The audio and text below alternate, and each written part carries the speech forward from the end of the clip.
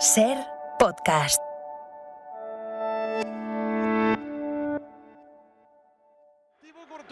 Las gargantas del Real Madrid del Bernabéu que están empezando a entonar el así, gana el Madrid. ¡Se acabó! ¡Se acabó! ¡Se acabó! Terminó la semifinal de la Champions. El Real Madrid acababa de lograr un milagro y a Carlo Ancelotti le preguntaron por el Liverpool. Insospechadamente, el técnico italiano recordó toda su historia ante los Reds y acabó definiéndose como evertonian. En la final del 84 como jugador, he encontrado el Liverpool en 2005, el Liverpool en 2007, ahora otra vez contra Liverpool. He vivido en Liverpool 2 años. Para mí es como un derby porque yo sigo siendo un evertonian.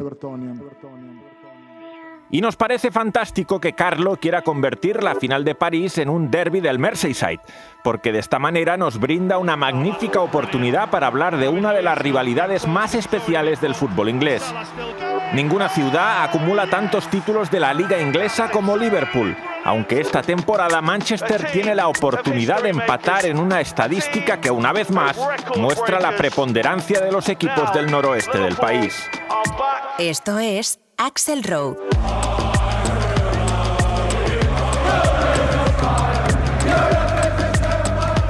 Historias del fútbol británico.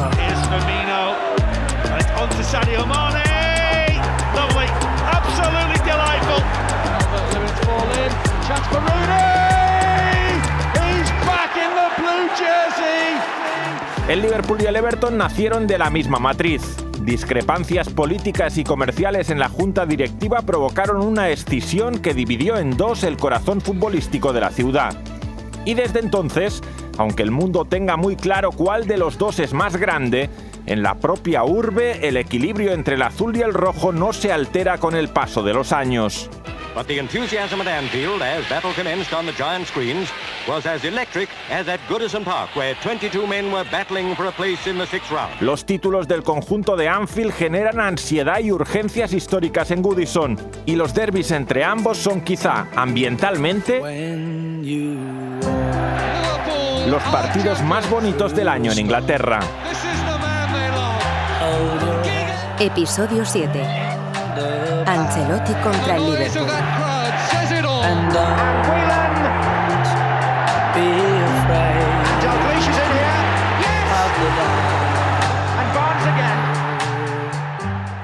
Ancelotti dirigió 4 clásicos del río Mersey en su etapa en el banquillo del Everton, y aunque la primera experiencia fue una derrota bastante humillante, en el cómputo global no le fue nada mal. Rompió de hecho una mala racha que se prolongaba desde hacía más de 2 décadas, y aunque la pandemia impidió que lo saboreara con su gente en las gradas, dejó escrito su nombre en el libro de historia de los enfrentamientos ciudadanos. At last, Evertonians can now rejoice in the glory of 2021. A wonderful Everton performance. Victory at Anfield. A day to remember.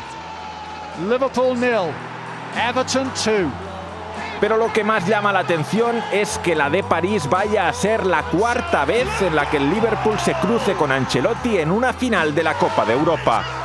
Arrancando por la lesión que le impidió saltar al terreno de juego en 1984 en Roma, repasaremos una serie que tuvo en la remontada de Estambul de 2005 su momento más recordado.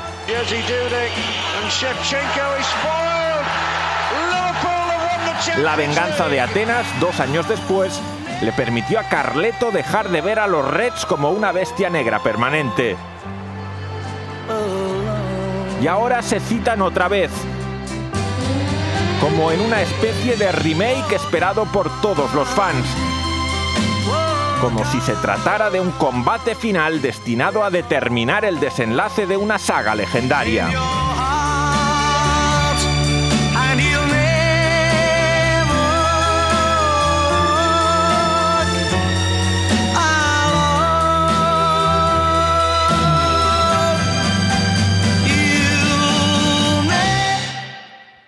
Y para hablar de esta rivalidad que Carlo Ancelotti ha vuelto a poner en el foco y le ha dado una trascendencia europea, pues es, como siempre, muy útil irnos a conectar con el corresponsal de la cadena SER en Manchester, tan cerca de Liverpool. Álvaro de Grado, ¿qué tal? Muy buenas.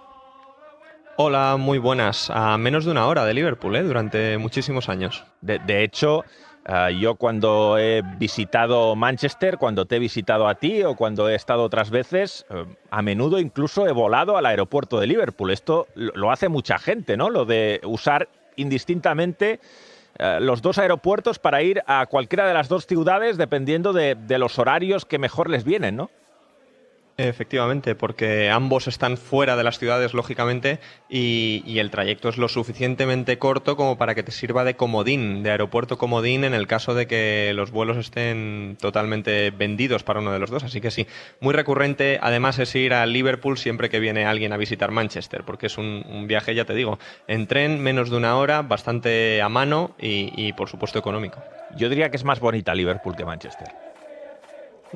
A mí es que, claro, aquí ya me tocas con lo que ha sido mi casa durante mucho tiempo, pero sí que es verdad que el centro de Liverpool tiene varias zonas de pubs donde está, digamos, las callecitas donde está The Cavern. Es un lugar bastante apetecible para ir una tarde de viernes o de sábado a pedirse pintas, a ver música en directo y a pasear por ahí.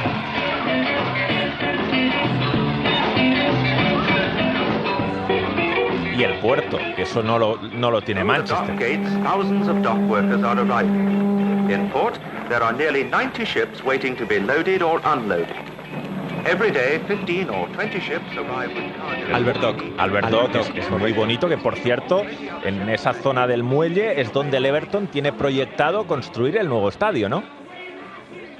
Y ya está aprobado, ya se va a empezar a construir, creo que es para 2024 cuando se tiene pensado que se inaugure, así que de Goodison Park, si alguien quiere tener un último recuerdo, si alguien quiere conocerlo, darse prisa porque le quedan 2 añitos.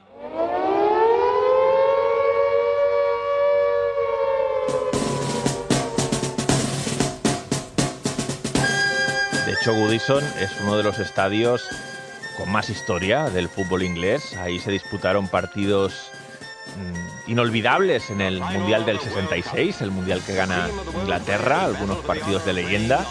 Y además me encanta, es uno de mis favoritos, ¿eh? Sí, ha sabido conservar, me encanta. Ha sabido conservar el aroma. De hecho, te diría que lo ha conservado tanto que hay zonas en Goodison donde la visibilidad del campo es mala, ¿no? Porque hay columnas viejas, incluso yo estuve una vez con Carlos Vicens, el que va a ser nuevo entrenador del Heracles Almelo. Estuvimos viendo un Everton-Chelsea en Goodison y compramos una localidad detrás de la portería en un córner y bueno, el techo de la tribuna que teníamos encima no nos permitía prácticamente ver la portería rival, ¿no? O sea, Goodison no es el campo más cómodo para ver fútbol, pero seguramente es uno de los campos en los que mejor se transmite el aroma a fútbol inglés de siempre. Sí. Se genera un ambiente muy, muy bueno cuando hay mucha tensión, porque es muy cerradito, porque, como dices, tiene esas columnas antiguas que, por ejemplo, las entradas, hay veces que te venden entradas con visibilidad reducida y te avisan de esto. Es decir, te dicen, vas a estar sentado probablemente en un sitio donde haya parte del campo que no lo veas. Así que ya te apañarás, estás pagando menos, pero que sepas que igual tienes una columna delante que no vas a ver una parte de la banda o del centro del campo o según estés sentado, pero las columnas de ahí no se van a mover. Así que muchas veces se venden, como acabas de decir, entradas con visibilidad reducida y por supuesto te avisan de ello, ¿no? Porque Goodison no es el único estadio de Inglaterra que tiene este percance. Goodison es un campo magnífico, genera un ambiente fabuloso, a veces un poquito tóxico para su propio club, también hay que decirlo. Yo creo que la afición del Everton es una de las aficiones más apasionadas cuando se rebela contra el rival y contra la situación comprometida y apoya al equipo. Es de los ambientes que más ayudan a ganar de todo el fútbol inglés, pero es verdad que hay urgencias históricas en Goodison, que la gente sigue recordando a un Everton campeón, sigue recordando a un Everton que competía de tú a tú con su vecino Liverpool. Y claro, cuando ve que hace tantos años que no levanta un título y que el vecino, además, en los últimos tiempos ha ganado Copas de Europa, ha ganado la Premier después de 30 años prácticamente sin sin lograrlo, pues es verdad que en partidos que parecen o que la hinchada considera más asequibles, si el equipo no gana, el ambiente en Goodison también puede ser bastante exigente con su propio equipo, ¿eh? Y lo hemos visto muy recientemente esto, en etapas de los últimos entrenadores. El caso más evidente y el que mejor conoces tú y mejor conozco yo es el de Roberto Martínez. Just a quick thank you, because all the support in pre-season has been magnificent, and in the opening game at Goodison, and I would ask you for your very, very strong unit looking forward to this season, and that relationship has to be the key of our success. Hemos, yo creo, vivido las dos fases, ¿no? La fase en la que el estadio te empuja a superar tus límites, como fue la primera temporada que rozaron los puestos de la Champions League, y también hemos vivido la fase en la que el desgaste comienza a notarse, empieza a no creer ya en el trabajo de su entrenador o de sus jugadores, y que genera esa tensión de necesidad de victorias imperiosa que cuando no llegan pues es un ambiente también un poco destructivo. Pero yo creo que, por ejemplo, con Roberto se vieron bien las dos, y no es lo normal en el Everton recientemente que se vea sobre todo la positiva. Esto es lo llamativo, ¿no? Porque en los últimos años siempre ha habido más o ha sido un poco pasional, por decirlo de alguna manera, en el sentido de su vinculación con los entrenadores, porque no han conseguido los resultados que llevan queriendo conseguir desde hace más tiempo. Mira, en Goodison se jugó en julio, 23 de julio del 66. Te lo he buscado porque tenía el recuerdo de haber comentado este partido en diferido, lógicamente, porque yo en el 66 no estaba en este mundo, pero sí en alguna grabación que he hecho previa a mundiales. El famoso Portugal 5, Corea del Norte 3, que es uno de los partidos con más leyenda de la historia de las Copas del Mundo. Es un partido en el que Corea del Norte, que había eliminado contra todo pronóstico a Italia en la fase de grupos, infligiéndole a Italia una de las derrotas más duras de su fútbol de todos los tiempos. La Corea del Norte, de la que no se sabía evidentemente nada, ningún jugador era conocido, nadie los había visto nunca, se llega a poner en cuartos de final del Mundial en Goodison 0-3 a favor en el minuto 25. O sea, hay un momento, cuartos de final del Mundial 66, en el que el resultado en Goodison es Portugal 0, Corea del Norte 3. Luego llegaría una exhibición de Eusebio, del mítico Eusebio, que marca 4 goles en ese partido, y el partido acaba 5-3 para Portugal. Pero este es uno de los partidos gordos de la historia del fútbol que se han jugado en un campo tan mítico como Goodison. Yo no sabía que se había jugado este en Goodison, porque sí que conocía este resultado y este partido, pero no sabía que había sido en Goodison. Pues sí, en Goodison, que de hecho fue la sede, de la ciudad de Liverpool. O sea, la sede que se elige en ese campeonato del mundo en la ciudad de Liverpool es Goodison, no es Anfield. En ese mundial no se juega ningún partido en Anfield. Sorprendente. No te puedo comentar mucho más porque no tengo ni idea de esto, y además, por supuesto, me pilla demasiado lejos. Así que aquí estamos demostrando que hay cosas que tenemos muy preparadas para este podcast y otras cosas que van surgiendo sobre la marcha. Sí, no, es que he recordado, cuando hemos hablado, ¿no?, de un poquito de lo que es Goodison, pues siempre me viene a la memoria algún partido de los que se jugó en el Mundial del 66.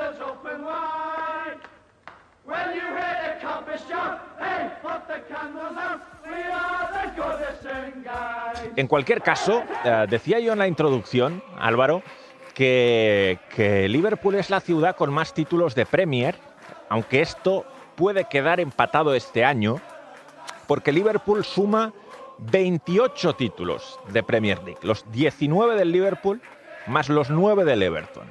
Manchester suma 27, los 20 del Manchester United más los 7 del Manchester City. De ahí que pudiera empatar a 28 si el Manchester City gana esta Premier League. Londres tiene 21. Londres, que tiene tantos equipos, pero al final equipos que hayan ganado la Liga, solo Arsenal 13, Chelsea 6 y Tottenham 2. Lo que demuestra esta estadística, una vez más, es la preponderancia del noroeste de Inglaterra. De esa zona Manchester-Liverpool es claramente la más ganadora de siempre. Sí, como siempre, es donde hay muchos equipos que han estado en la élite durante mucho tiempo. Un matiz con lo que has comentado, que muchas veces esto se explica de forma regular o irregular. No es Premier, son títulos de liga, que sabemos que antes de la Premier también existía el fútbol, y de hecho la mayor parte de estos títulos de los que estamos hablando son conseguidos antes de la era Premier, principalmente en el caso del Liverpool, que solo ha ganado una Premier, que es la que conquistó hace 2 años. Así que, bueno, muchos títulos en la parte del norte, muchos en Liverpool, y ya te digo, todos antes de, o casi todos antes de hace 30 años. Por eso decimos que es una de las rivalidades más especiales, la de Liverpool, porque es la ciudad que suma más títulos, es una ciudad que durante tiempo tuvo 2 equipos muy fuertes, prácticamente a la par. Es verdad que si miras estadísticas europeas, ahí el Everton no le puede competir al Liverpool en lo que es la leyenda de la Copa de Europa, y también por el origen. Porque esto no sé si mucha gente lo sabe, pero el Liverpool es una escisión del Everton. O sea, el Everton se funda en 1878, hay un conflicto en su junta directiva. De hecho, el Everton empieza jugando en Anfield. O sea, el primer equipo de la ciudad que juega en Anfield en aquella época es el Everton. Y hay una escisión que se produce en 1892 porque hay conflicto en la directiva. Hay varios conflictos en la directiva de cariz político, digamos. John Holding, el presidente del club, pues era del Partido Conservador, era un miembro del Partido Conservador. La mayoría de miembros de su directiva eran del Partido Liberal, y se produjo una polémica en aquella época alrededor del consumo y la venta de alcohol. El Partido Liberal estaba en contra, de hecho defendía unas leyes en las que no se pudiera vender alcohol, y el Partido Conservador sí que estaba a favor. Además, el presidente del Everton no solo era miembro del Partido Conservador, sino que tenía intereses comerciales en la industria cervecera. Era productor de cerveza. Bueno, evidentemente... Ninguna sorpresa que en el pueblo inglés haya un debate sobre el alcohol, dicho por otro lado. Ninguna sorpresa, ¿no? No, ninguna, porque ya sabemos que está bastante relacionado con la vida social de los ingleses, y si me apuras también con la vida futbolística y con el día de partido y con todo lo que envuelve al fútbol. Bueno, había otras diferencias políticas. Los directivos más liberales, digamos que chocaban con el presidente conservador en temas relacionados con el estatus de Irlanda. El presidente del Liverpool, al que hemos mencionado antes, el señor Holding, era del orden Orange, que siempre ha sido muy unionista, y el resto de directivos rebeldes, que eran del Partido Liberal, pues sí que estaban más a favor de que Irlanda tuviera un estatus con cierta autonomía, ¿no?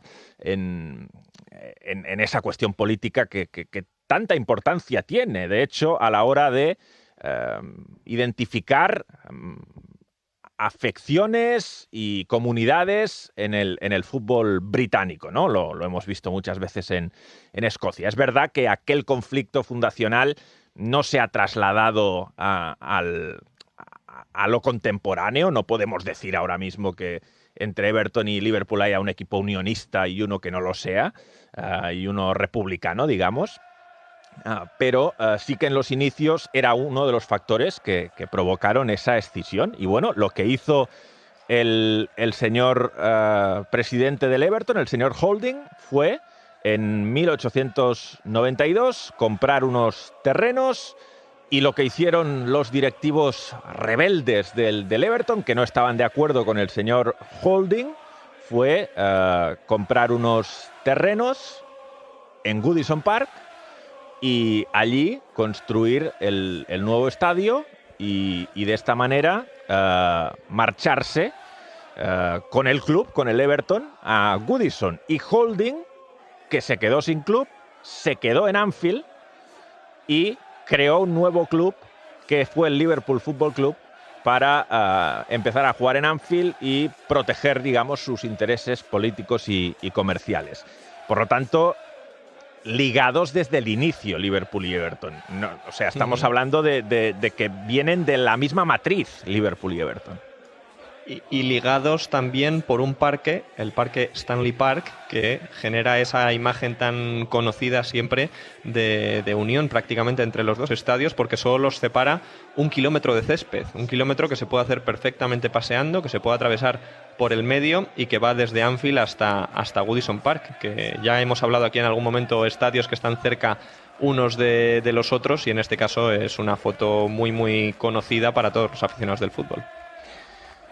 Efectivamente, esa proximidad geográfica va a acabar con la construcción del nuevo estadio en el Muelle por parte del Everton, pero en cualquier caso los planos aéreos en las retransmisiones, ¿cuántas veces los hemos visto, no? Cuando hay un Liverpool-Everton. Constantemente. Sí, el plano aéreo de irse de un campo al otro y mostrar la distancia que hay física entre los dos estadios. Bueno, hemos querido hacer un poquito de contexto con respecto a lo que es la rivalidad en la ciudad. Es una rivalidad muy fuerte. Yo no sé si sabrías medir en la propia ciudad de Liverpool cuál de los dos equipos tiene más hinchada, porque desde fuera puede parecer que el Liverpool es muy mayoritario, pero en lo que es la propia ciudad yo diría que está muy igualado.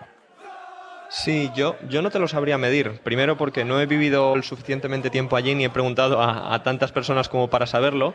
Lo que sí te puedo decir es que más allá de la rivalidad futbolística hay un grado de unión entre los dos clubes en base a defender a su propia ciudad, ¿no? Y mucha parte de esta historia la podemos resumir brevemente. Comienza a partir de la tragedia de Hillsborough en 1989, donde mueren 96 aficionados del Liverpool, y a partir de ahí se genera un estado de unión entre todos los Liverpudlian, que se dicen, los habitantes de Liverpool, sean del Liverpool o del Everton, para defender a sus propios hinchas. En ese momento se publica una portada en The Sun que decía algo así como The Truth, la verdad, ¿no? La historia verdadera. En esa portada, justo el día después de la tragedia, se criticaba el comportamiento de los fans durante ese día, que acabaron muchos muriendo aplastados. Se les comparaba con delincuentes porque decían que se colaban sin tickets, que habían chantajeado a la policía, que estaban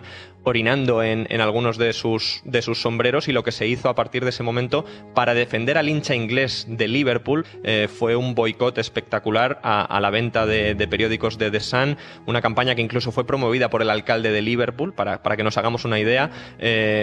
Digamos que los minutos en torno a los 96 muertos en Hillsborough también han sido muy defendidos por el propio Everton. En este caso han ido muy, muy de la mano los dos equipos de la ciudad para defender a su gente. Y bueno, el The Sun ha tenido prohibido el acceso a múltiples eventos deportivos, como diciéndoles: aquí no sois bienvenidos porque nos habéis vendido al mundo de una manera que era injusta. Finalmente, bueno, el resumen policial declaró que habían sido asesinados, ¿no? por malas prácticas de la policía y no por el comportamiento malo de los hinchas. Y la realidad es que The Sun es un periódico que casi no se vende en Liverpool después de aquel acontecimiento. Ha perdido más de un 80% de las ventas desde aquel día, y es una cosa que ha unido todavía más a dos aficiones que sí que es verdad que en Liverpool son mayoría, aunque no te sabría decir cuál de las dos por encima del otro.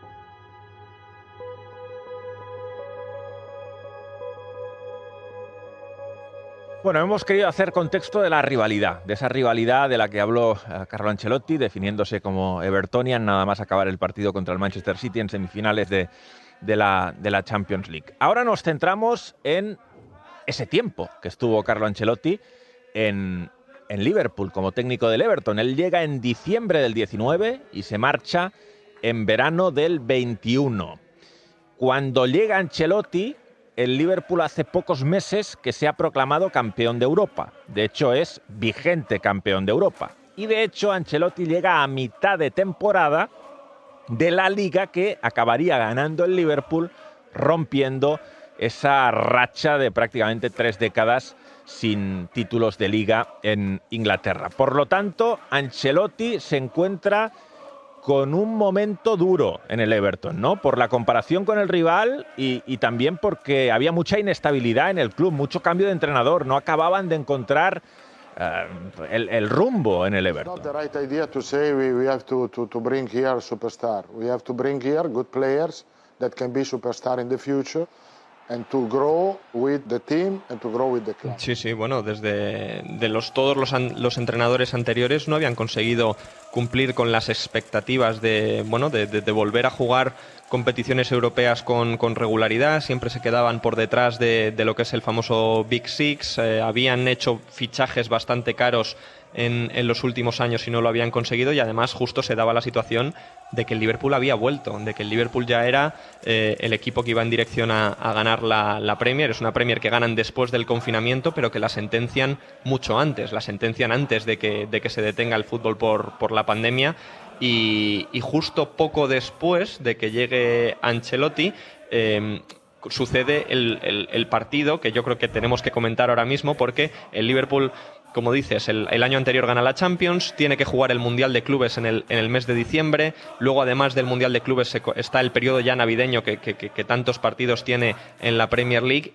y llegamos al mes de enero, donde en la primera ronda donde juegan los equipos de la Premier, la FA Cup, como es una ronda a sorteo puro y duro y no hay ningún tipo de impedimentos, pues para un Liverpool-Everton en Anfield en una ronda todavía muy alejada de las rondas finales. Y claro, Jürgen Klopp decide dar descanso a muchísimos de los titulares que primero han jugado el Mundial de Clubes, segundo han jugado los partidos de la Premier y que van camino de ganarla, y a pesar de que viene el Everton enfrente en la ronda de FA Cup, Klopp saca un equipo lleno de suplentes, incluso de juveniles, para jugar contra el Everton de Ancelotti. Sí, Ancelotti juega 4 derbis como entrenador del Everton contra el Liverpool. Ese al que se refiere Álvaro es el primero, se disputa el 5 de enero de 2020, es decir, la noche de Reyes, y es el único de los 4 derbis de Ancelotti con público, porque luego le pilla la pandemia y los 3 siguientes van a ser a puerta cerrada. Ancelotti no ha podido vivir ningún derbi en Goodison con gente. Eso es una pena, ¿eh? Es algo que se ha perdido Carlo Ancelotti y que habría disfrutado muchísimo. El único partido con gente que vivió fue de mal recuerdo, que fue ese del 5 de enero, en el que efectivamente el Liverpool saca un equipo muy alternativo y gana el Liverpool por 1-0. ¿Y cómo gana? Sí, en un resultado que es prácticamente una humillación para el Everton. Vamos a leer la alineación del Liverpool de aquel día, porque hay algunos jugadores que quizá hoy suenen más, pero por aquel entonces yo creo que era la primera vez que les veíamos. Estamos hablando de Curtis Jones, estamos hablando de Harvey Elliott, estábamos hablando de Neco Williams, el lateral derecho, estamos hablando de Nathaniel Phillips, el central, estamos hablando de Pedro Chiribella, que fue el mediocentro, que ahora está en el Nantes, ¿no? Uh-huh. Y sí, correcto, en el Nantes, y que esta temporada ha ganado la final de Copa en Francia. Pero correcto. Bueno, era un jugador en ese caso muy suplente y por supuesto no jugaba ningún partido de liga en ese Liverpool. Harvey Elliott, que ahora ya lo tenemos un poco más familiarizado con el primer equipo, tenía 16 años. Curtis Jones ni mucho menos participaba en los partidos de liga con regularidad, si no me equivoco tenía 18 años en ese momento, y que es el autor del gol, que es un futbolista del Liverpool, canterano del Liverpool, que juega uno de sus primeros derbis, no recuerdo si exactamente el primero, contra el Everton, y que bueno, marca un auténtico golazo en el minuto 80-85 de partido, se perfila un poco para su pierna derecha y la pone en la escuadra, marcando el 1-0 contra el máximo rival, que además había sacado un 11 muy titular, Carlo Ancelotti, para este partido, y que acaba perdiendo contra un Liverpool que estaba sin sus principales estrellas y que no solo iba en dirección a la Premier League, sino que también ganaba a su máximo rival con los suplentes. Fácilmente se podría decir que mucha gente se sentó a ver el partido y había 5 jugadores del Liverpool que no había visto en su vida, o sea que no sabía quién era. Sí.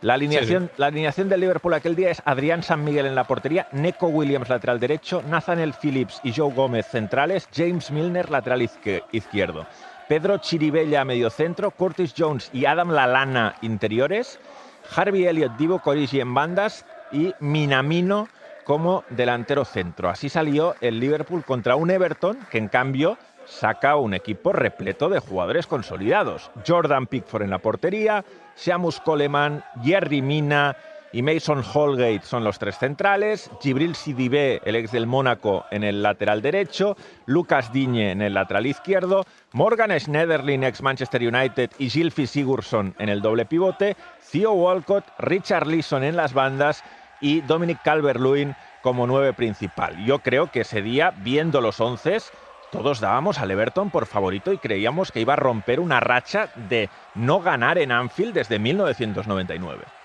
Y es normal, ¿no? Yo creo que es normal, pero las dinámicas de unos y de otros en ese caso pues llevaron a un resultado que, te digo la verdad, o sea, es un resultado que ha calado mucho en la afición del Liverpool en los últimos años. O sea, una primera ronda de Copa quizás no tiene esa potencia histórica que podamos intuir, pero la realidad es que ese 1 al Everton se recuerda como aquel gol de Curtis Jones con el equipo de suplentes que ganamos al Everton, ¿no? Es un poco ese el recuerdo de que quizás otros derbis no tienen, pero aquel, por cómo se dio y por qué equipo se sacó en ese caso, sí que ha quedado en el recuerdo.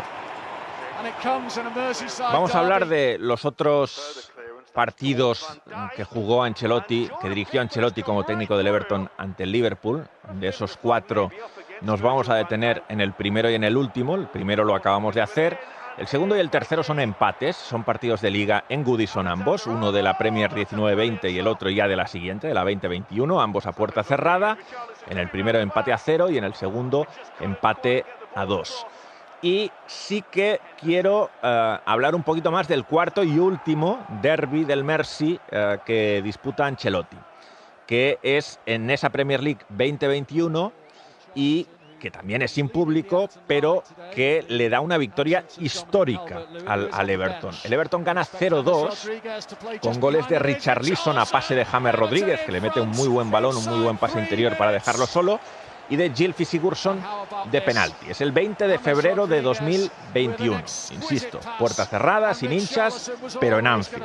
Es que no ganaba el Everton en Anfield desde 1999, cuando el entrenador del Everton era Walter Smith y cuando el gol lo marcó Kevin Campbell. Estamos hablando de un 0-1 el 27 de septiembre del 99. Desde entonces llevaba más de 20 años sin ganar el Everton en Anfield y lo consiguió Carlo Ancelotti en esa visita, en su último derbi del Mersey, en su cuarto derbi del Mersey, logrando ese triunfo histórico. Pero es que además, ya no solo hablando de Anfield, es que no ganaba ningún derbi de la ciudad el Everton desde 2010, ni en casa ni fuera. De ahí el carácter tan histórico que tuvo esa victoria por 0-2.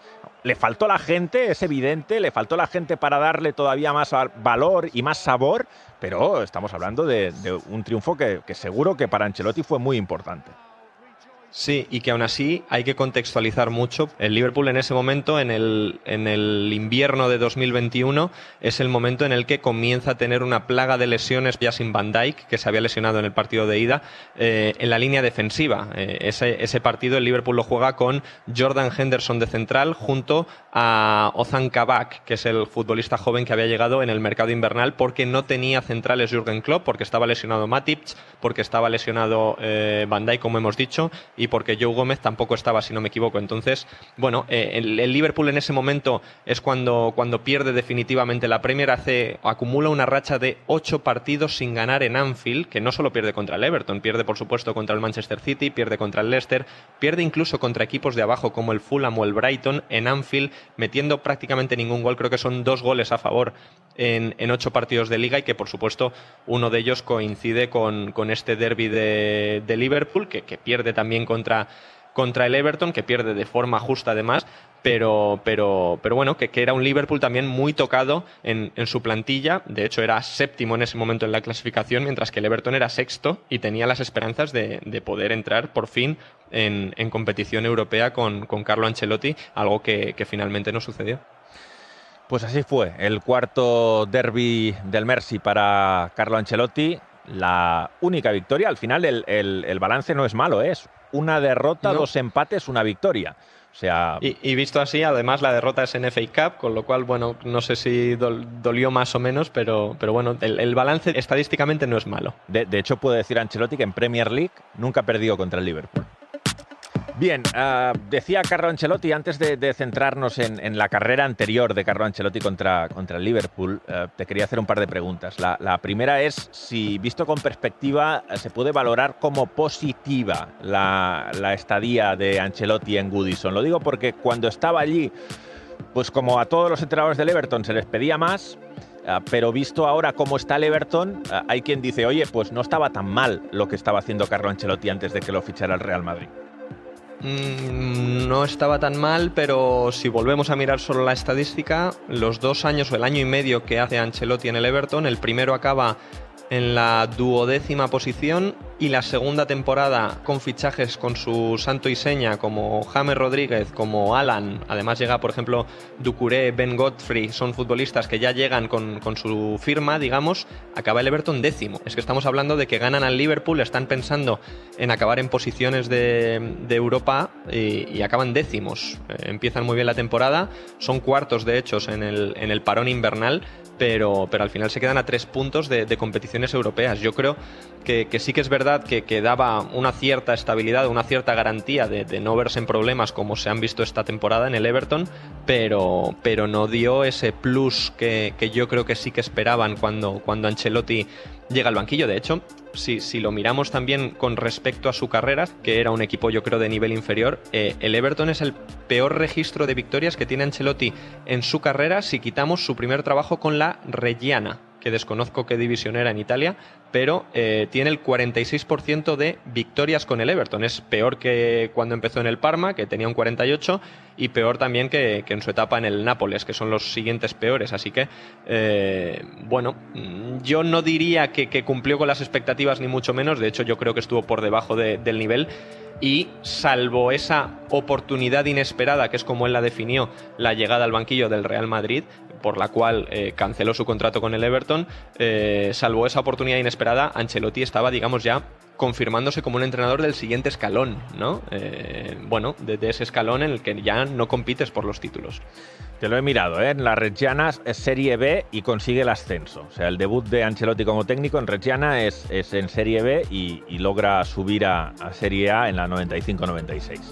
O sea que bueno, ya conocemos entonces su debut, en qué categoría estaba.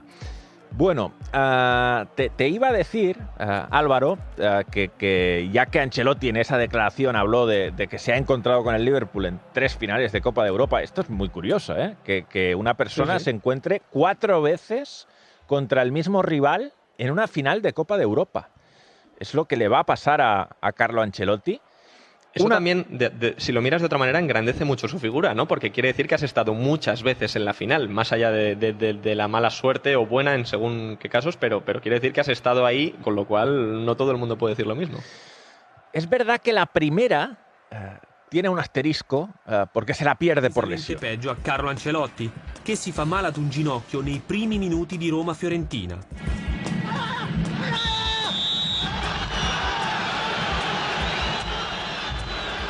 Que es la final como jugador, que es la final del 84. Roma in a change strip tonight. They lost the toss. They play in white. Liverpool in their familiar red. Roma in white kick-off. Carlo Ancelotti consigue algo que es muy difícil, que es ganar la Liga italiana con la Roma. De hecho, con él en el campo gana la Roma su segunda Liga italiana. Solo tiene 3 la Roma, o sea que hay que tener claro hasta qué punto es algo meritorio. Y el año siguiente, Ancelotti, después de ayudar al equipo a pasar las 2 primeras rondas de Copa de Europa, se lesiona en un partido contra la Juventus en diciembre. En diciembre se produce esa lesión de rodilla y se queda fuera del equipo los meses siguientes, lo cual le impide jugar esa final de la Copa de Europa del 84 contra el Liverpool. Es una final que se juega en Roma, una final que, como dijimos en un podcast anterior, era casi una cuestión de estado para la Roma. De hecho, la semifinal es la famosa contra el Dundee United, a la que ya nos referimos en el podcast sobre los equipos escoceses, esa semifinal de la que se habló posteriormente de que había habido un soborno al árbitro y bueno, pues es una final que acaba con una gran decepción para la Roma porque la pierden por penaltis. Es el título de Champions League que gana, o de Copa de Europa que gana Michael Robinson como jugador del Liverpool, y la gran oportunidad perdida para la Roma. Pero bueno, que Carlo Ancelotti formaba parte de aquella plantilla y era miembro de aquella Roma, y por lo tanto se puede decir que el Liverpool evitó que Carlo Ancelotti ganara como jugador una Copa de Europa con la Roma. Al final van a ser muchas décadas en las que Carlo Ancelotti ha sido, bueno, una figura clave de esta competición, porque en los 80 estaba ahí, en los 2000 es la siguiente que vamos a comentar, estaba ahí varias veces, estuvo en 2005 y en 2007, y ahora en la década de los 20 va a volver a estar ahí, y ya estuvo en la década de los 2010 también con el Real Madrid. O sea que, bueno, Carlo Ancelotti es uno de los grandes nombres de la historia de la Copa de Europa, aunque, como vamos a comentar ahora, la final de 2005 pues también le trajo una sorpresa muy negativa, ¿no? Porque dice que, bueno, yo lo he visto todo, he visto hasta ver perder a mi equipo una final de la Champions cuando íbamos ganando, como íbamos ganando en aquel momento. What a ball from Kaká, what a goal from Crespo, and that has illuminated the entire occasion. Wonderful, wonderful Milanese goal. They lead by 3-0. And I think we can say for almost certainty now that AC Milan are going to win the Champions League. Pues sí, es la famosa final de Estambul. Carlo Ancelotti contra Rafa Benítez.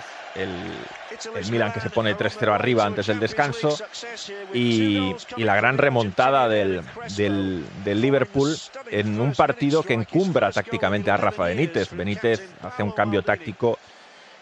Al Liverpool no le alcanzaba para reducir los espacios y para evitar que se asociaran los centrocampistas del Milan, los Pirlo, Seedorf, Kaká, Gattuso también estaba por ahí, aunque no participando tanto en las cadenas de pases, pero fue un baño realmente la primera parte, y luego esa modificación táctica de Rafa Benítez es muy interesante porque pasa a jugar con 3 centrales. De hecho se carga al lateral derecho, que es Finan, mete al lateral izquierdo, que era Jimmy Traoré, lo mete de central junto a Hyypiä y a Carragher.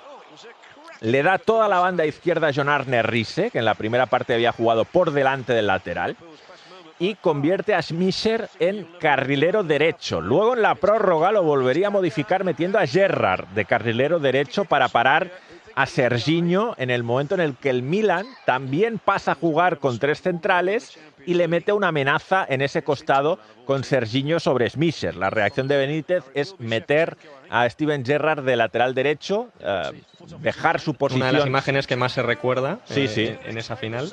Dejar su posición en la media punta y pasar a jugar la prórroga como carril derecho. La batalla táctica de aquella final es impresionante.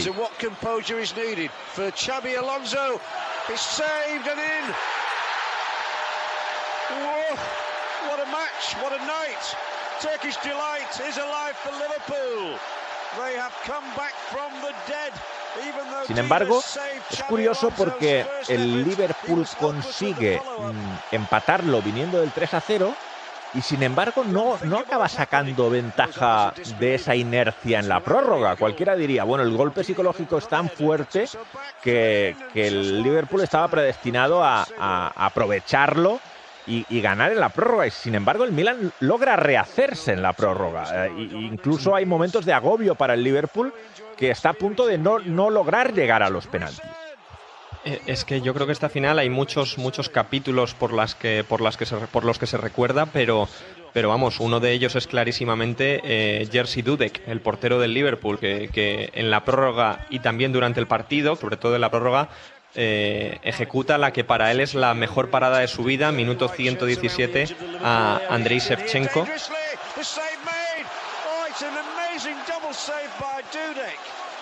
Una parada que es increíble, porque lo estaba pensando ahora, o sea, yo no sé a qué tipo de oyentes nos estamos dirigiendo exactamente de edad, pero yo, por ejemplo, yo mi adolescencia o mi juventud la hice con esta final. O sea, yo tenía 14 años con esta final y para mí ha sido toda parte de la infancia. Si hay alguien más joven que nos está escuchando, yo recomiendo encarecidamente que busque vídeos de lo que fue este partido, de lo que fue la prórroga, las ocasiones que llegaron a fallar los del Milán, porque con el 3-3 el Liverpool empata a 3, marcando goles en el 54, en el 56 y en el 60. O sea, el 3-3 se juega la última media hora de partido más la media hora de la prórroga, que no se vuelve a mover a pesar de los cambios que has comentado, y luego se llega a esa tanda de penaltis donde Dudek otra vez vuelve a ser decisivo, porque hay 3 lanzamientos del Milan, aunque no todos los para él, que no entran. Entonces, bueno, a partir de ahí el Liverpool consigue lo que se conoce desde entonces como el milagro de Estambul. Liverpool have won the Champions League. Mayhem in Istanbul. Dudek is the hero of the hour. Sí, el Liverpool salió de inicio con Dudek en la portería, Finan, Carragher, Hyypiä, Traoré, línea defensiva, Gerrard, Xavi Alonso, doble pivote, Luis García, Kewell, que se tuvo que ir sustituido muy pronto, y John Arne Riise en 3 cuartos, y Milan Baros de punta principal. La verdad es que leyendo la alineación es aún más milagroso lo que logra el Liverpool ese día, porque yo creo que la diferencia de calidad es considerable. En el 11 del Milan, escondida en la portería, Cafú lateral derecho, Nesta, Stam, Maldini línea defensiva, Pirlo, Gattuso, Seedorf, Kaká en el medio campo, Hernán Crespo y Andrei Shevchenko en ataque. Yo creo que el Milan era favorito por nombres, por cómo estaba gestionando la competición, y efectivamente la palabra milagro casi que se queda corta, ya no por el desenlace, por cómo se produce, sino también por los mimbres de los que disponía cada técnico, ¿no? Los mimbres de los que disponía cada entrenador. Sí, era un Liverpool que de hecho, fíjate, se da una casualidad que gana la Champions League, pero no tenía asegurada la próxima Champions League, porque en ese año el ganador todavía no se clasificaba de forma directa, solo el top 4 de la Liga, y el Liverpool no estaba en ellos. Tuvo que esperar 3 semanas más para confirmar que sí iba a jugar la siguiente edición de la Champions. Además, bueno, se armó un lío morrocotudo, porque el cuarto era el Everton en la Liga inglesa. Y los ingleses forzaron la situación, cosa que no se había hecho en España en su día. En su día había ocurrido algo similar en España, con el Zaragoza quedando cuarto y el Real Madrid quedando fuera de posiciones Champions. El Real Madrid ganando la Champions League. Lo que se hizo en aquella ocasión en España fue mandar a la Copa de Europa al Madrid como vigente campeón y a los 3 primeros de la Liga. O sea, quitándole al Zaragoza esa posición Champions pese a haber acabado cuarto. Los ingleses, para que no les sucediera lo mismo, dijeron que mandaban a los 4 primeros de la Liga y que no mandaban al Liverpool, para que de esta manera reaccionara la UEFA y dijera: vamos a cambiar la norma, no puede ser que el campeón no esté.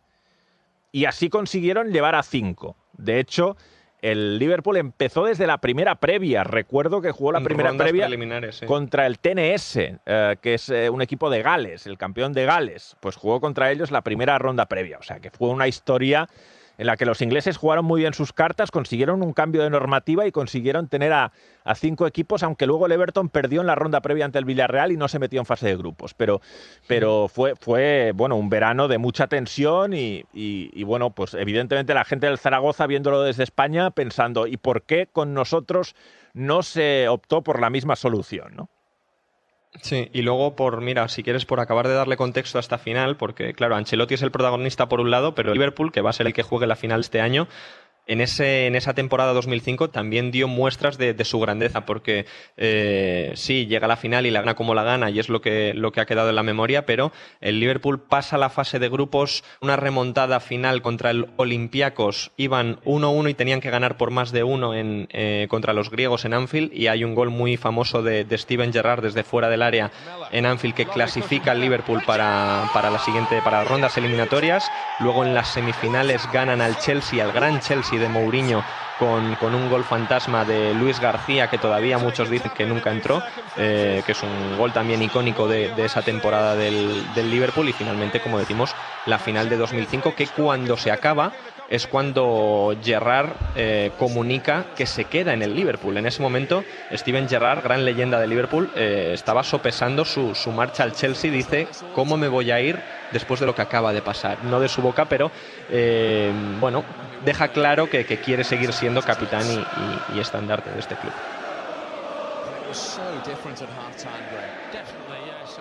Pues así fue la final de 2005 y ahora vamos a la de 2 años después, que le ofreció a Ancelotti la posibilidad de la revancha. Ancelotti, yo creo que a esas alturas de su carrera estaba un poco harto del Liverpool, ¿no? Porque le había frustrado como jugador con la Roma, le había frustrado como entrenador con el Milan y por fin se podía vengar. Tercera final de Copa de Europa contra el Liverpool, y esa la ganó de manera bastante más clara en Atenas.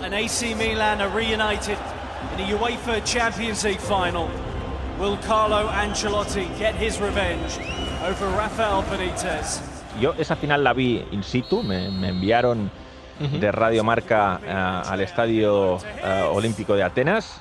Recuerdo muy bien el ambiente, recuerdo muy bien Kaká como gran figura de aquel Milán. Es el momento de esplendor de Kaká, la hinchada del Milán gritando hemos venido hasta aquí para ver jugar a Kaká, y un partido que tuvo menos historia que el de 2 años antes. Yo creo que el Liverpool tuvo muy pocas opciones, aunque acaba 2-1, y es verdad que el Milán... Gol en el 89 y parece que se encienden las alarmas. Gol de Dirk Kuyt que pone el 2-1, pero esta vez no había tiempo para más. Sí, el Milán marca en el 45 Inzaghi con la espalda prácticamente desviando un tiro de falta, y en el 82 marca un gol muy característico suyo, bordeando el fuera de juego.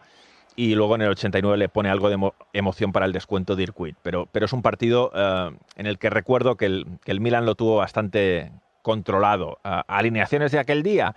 Bueno, pues el Liverpool jugó con Reina en la portería, Finan, Carragher, Agger y Riise en línea defensiva, Xabi Alonso Mascherano, que era el doble pivote, era un muy buen doble pivote, Bolo Zenden y Jermaine Pennant en las bandas. Fíjate, resulta muy llamativo ahora mismo comprobar que Zenden y Pennant fueron titulares en esa final de Copa de Europa. Es uno de mis juegos favoritos, buscar alineaciones del pasado para ver jugadores que has olvidado por completo o que no llegas a captar la magnitud que tenían entonces, ¿no? De titular en una final de Champions, que esto pasa muchas veces. Correcto. Gerrard en la media punta y Dirk Kuyt como delantero centro. Ese fue el equipo que sacó Rafa Benítez.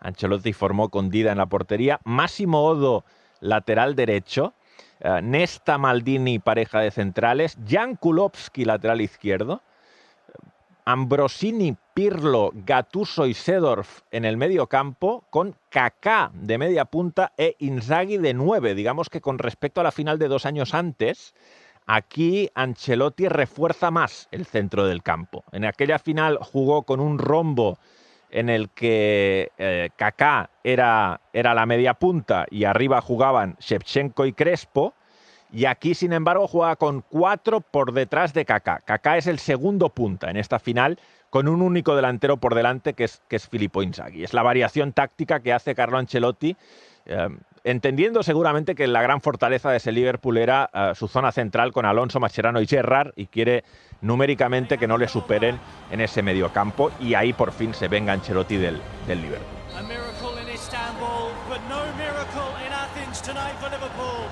AC Milan are European champions. Inzaghi is the hero. ¿Y qué pensaba ese Axel Torres de 24 años, ¿no? Cuando llega ya al estadio de Atenas? Sí, a ver, muy emocionado por estar en una final de Copa de Europa, realmente. Yo creo que era mi segunda final de Copa de Europa. Había estado en la del 2006, el año antes, en París, en el Barça Arsenal, y esa era mi segunda final de Copa de Europa. Y bueno, pues yo creo que a esas alturas todo te fascina mucho. Y recuerdo que acabé entrevistando a Kaká. Me colé en una plataforma en la que Kaká estaba saltando, todos los periodistas estaban debajo y yo me puse a saltar con él, me subí a la plataforma y le entrevisté a Kaká. Fue el recuerdo que tengo de esa final, ¿no? Mi momento álgido como reportero, entrevistar a Kaká el día que gana una final de Copa de Europa siendo la figura. Saltando. Sí, saltando al lado de Kaká mientras él estaba votando. En fin, qué recuerdos, qué recuerdos.